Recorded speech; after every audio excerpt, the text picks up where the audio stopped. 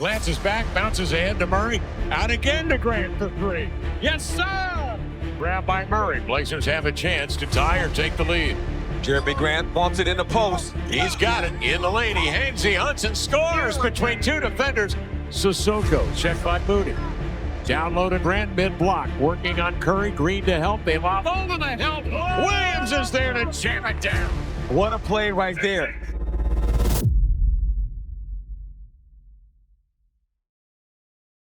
"21 wins, dead last in the West, a complete laughingstock."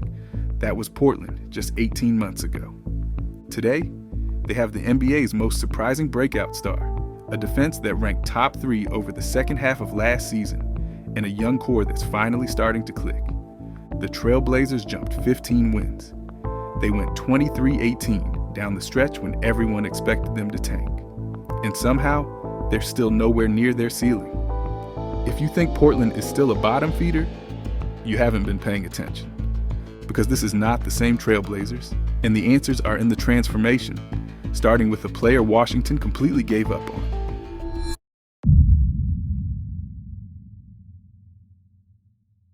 When Portland traded for Deni Avdija, nobody saw this coming. He was supposed to be a solid role player, a versatile wing who could defend, make the right pass, and stay out of the way. Washington had 4 years to unlock his potential and gave up. The 9th overall pick from 2020 was written off as a bust, but something changed the moment he put on that Blazers jersey. In his first season with Portland, Avdija posted career highs across the board: 16.9 points, 7.3 rebounds, 3.9 assists. Promising numbers, but nothing that screamed future star. Then the second half hit.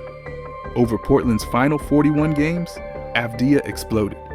22.1 points, 7.8 rebounds, 4.7 assists.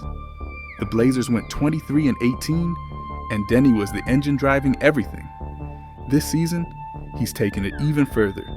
Avdija is averaging 25.8 points, 7.2 rebounds, and 6.2 assists. He's shooting 47.4% with a true shooting percentage of .637, 8th in the league among high-volume scorers. His net on-off rating is a staggering plus 19.7. But here's where it gets ridiculous. He's 3rd in the NBA, in and ones, trailing only Giannis and Shai. Against Oklahoma City, he dropped a 31-point triple-double with 19 rebounds and 10 assists, becoming the first ever Israeli player in NBA history to record one. Over his last 5 games, 31 points, 10 rebounds, 9.2 assists. That's not a breakout. That's a star being born. The only question now is whether the Blazers can build a contender around him. Here's some perspective. In Damian Lillard's age 25 season, when he made the All-Star team and finished 8th in MVP voting, Dame averaged 25.1 points, 4 rebounds, and 6.3 assists. That was his star-making campaign. Deni Avdija is 24. He's already matching those numbers, and unlike Dame in 2016, Avdija's got help. That's what makes Portland's situation so fascinating. They didn't stumble into a breakout player. They built a system around him, surrounded him with complementary pieces, and gave him the freedom to become what Washington never believed he could be. The Wizards traded away a future all-star. Portland might have found their next franchise cornerstone, but Avdija's emergence doesn't happen in a vacuum. The Blazers built something around him, starting with a 7'2" monster who's rewriting the rules of rim protection.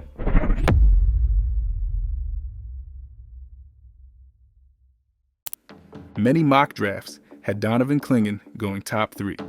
The 7'2" UConn product was a 2-time national champion, a dominant rim protector with old-school post skills and a motor that never quit. Teams at the top needed a center. Clingan was supposed to be gone before Portland ever got a chance, but somehow he slid. And at pick 7, the Blazers didn't hesitate. The early returns weren't pretty. Clingan started his rookie season buried behind DeAndre Ayton and Robert Williams III. Minutes were inconsistent. For a player many thought would start immediately, it looked like Portland was content to let him develop slowly. Then February 10th happened. In a blowout loss to Denver, Clingan came off the bench and dropped 21 points and 7 rebounds in just 21 minutes. The very next game, he was in the starting lineup. He never came out.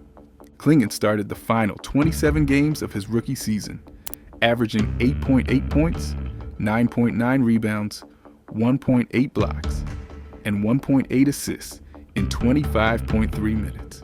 He didn't just earn the starting job, he made it impossible to take away. This season, he's been even better. Clingan is averaging 10 points and 10.2 rebounds per game while swatting 1.7 blocks per night.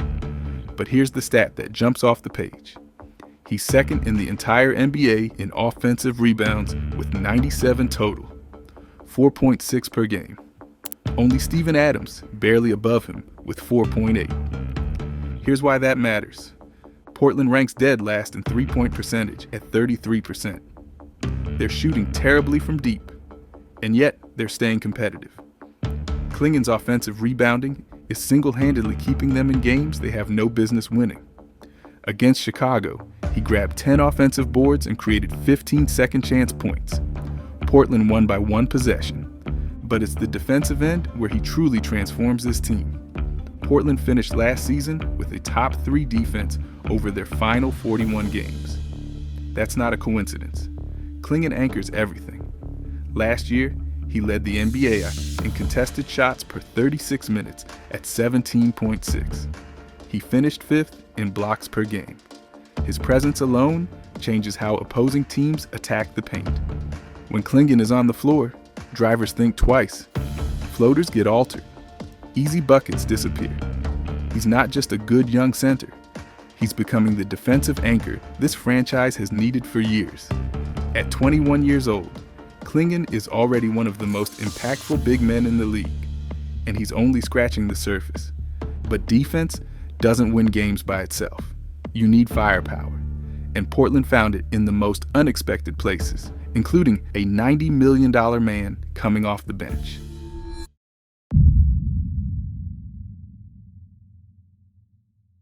Portland didn't just get lucky with player development, they made calculated moves. They traded Anthony Simons for a 2-time champion. They bought out DeAndre Ayton to clear the path for Clingan. They brought Damian Lillard home. Every single decision had a purpose. And now the results are showing. Let's start with Shaedon Sharpe. The 7th overall pick in 2022 was one of the biggest mysteries in draft history. He committed to Kentucky, never played a single game, and still went in the top 10. Teams were betting on pure potential. 3 years later, Portland locked him into a 4-year, $90 million extension. Here's why. Sharpe is averaging 21.3 points per game this season, 21 whole points a night. And he's doing it off the bench. Read that again. The Blazers have a $90 million sixth man dropping 21 points per game. He recently exploded for 35 against New Orleans. He's playing 30-plus minutes while maintaining his bench role. And at just 22 years old, he's already in elite company. One of only 4 teenagers ever to record 30 points, 7 rebounds, and 7 assists in a game. The other 3, LeBron, KD, Luka. That's the kind of depth that changes everything. Then there's Jrue Holiday. When Portland traded for him this summer, most assumed he'd be a veteran mentor, a steady hand to guide the young guys. Maybe play 25 minutes a night and provide leadership. Instead, he's having one of the best offensive seasons of his career. Holiday is averaging 16.7 points and 8.3 assists per game, one of his highest marks since his Pelicans days. He's shooting 38.2% from 3 on a career-high attempt rate. Over his last games, he's dropped 27, 24, and 22 points on elite efficiency. The 2-time champion didn't come to Portland to coast. He came to compete, and his presence has elevated everyone around him. But the depth doesn't stop there. Jeremy Grant has found new life as a super sixth man, leading the league in bench scoring. Toumani Camara is an all-defensive caliber forward who terrorizes opposing wings. Robert Williams III recently put up 14 rebounds and 5 blocks in a spot start when Clingan went down. This isn't a team with one or two good players surrounded by filler. This is a roster with legitimate options at every position. When injuries hit, they don't collapse. They adapt. And here's what makes this even more dangerous. Scoot Henderson hasn't even returned yet. The third overall pick from 2023 is recovering from a hamstring injury, but before going down, he showed flashes of stardom, including a 39-point eruption and averaging 14.2 points over his final 35 games last season. Yang Hansen, the intriguing 7-foot center Portland drafted 16th, is waiting for his opportunity. And Damian Lillard, the franchise's all-time leading scorer, is rehabbing an Achilles injury, but signed and ready for 2026 to 2027. This team isn't at full strength, and they're already causing problems. But none of this matters if they can't put it together. So the real question is, what's the ceiling? And can Portland actually compete in the loaded Western Conference?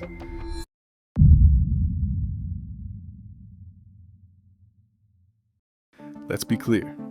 Portland is 9-15 right now. They're not a contender. They're not even a playoff team yet. They're still figuring things out under interim coach Tiago Splitter after Chauncey Billups was placed on leave in October. There's been chaos behind the scenes. The rotation is still in flux. There are real questions that need answering. And the biggest one? Shooting. Portland can't shoot. That's the elephant in the room. They're dead last in three-point percentage at 33%. Dead last. In an era where spacing and floor stretching define championship offenses, the Blazers are bricking threes at a historically bad rate. It's costing them games. Close losses pile up when you can't knock down open looks. The defense can only hold so long before the offense needs to convert. Their defensive rating has slipped to 22nd in the league, a regression from the top 3 unit they fielded over the second half of last season. And coaching instability always creates uncertainty, no matter how talented the roster. Those are real problems. Portland isn't hiding from them. But here's the flip side. If they're this competitive shooting 33% from 3, imagine what happens when those shots start falling. Deni Avdija is playing at an all-star level. If he maintains this trajectory, Portland has a legitimate franchise cornerstone locked in for years. Donovan Clingan is 21 years old and already one of the most impactful defensive centers in the league. If he keeps developing, they've got an elite two-way anchor. Shaedon Sharpe is dropping 21 off the bench.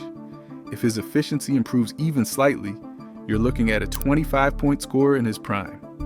Scoot Henderson showed flashes of brilliance before going down. A 39-point explosion, 14.2 points per game over his final 35 games. When he returns healthy, this backcourt gets dangerous. Jrue Holiday brings championship DNA. 2 rings, 6 all-defensive selections. The kind of experience that matters in close games and playoff races. And then there's the wild card nobody's talking about. Damian Lillard is coming back next season. The franchise's all-time leading scorer. The man who carried this team for over a decade. By 2026 to 2027, Portland could have Dame, Avdija, Clingan, Sharpe, and a healthy Henderson, all on the same roster. If everything clicks, and that's a big if, Portland has a legitimate path to the play in this season, and by next year, they could be fighting for a real playoff spot. Here's the context that matters. Portland hasn't made the playoffs since 2021. 4 straight years of lottery picks. 4 straight years of rebuild mode. The franchise bottomed out, traded away its franchise player, and started over from scratch.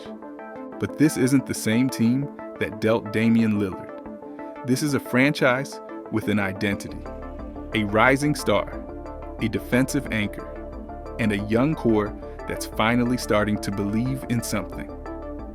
The Western Conference is brutal. The Thunder, Rockets, Lakers, Nuggets, they're not going anywhere.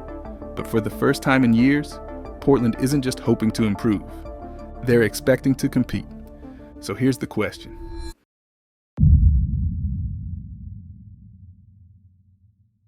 A year and a half ago, this franchise was dead last in the West. No stars, no hope, no path forward. Today, Deni Avdija is putting up all-star numbers. Donovan Clingan is anchoring the defense. Shaedon Sharpe is a $90 million sixth man. And the rest of the young core is only getting better. This is not the same Portland Trailblazers. This is a team that found something in the wreckage of a rebuild, and the rest of the NBA is about to find out what that means. So now I want to hear from you. How far can Portland go? Can Avdija make an all-star team? Drop your thoughts in the comments.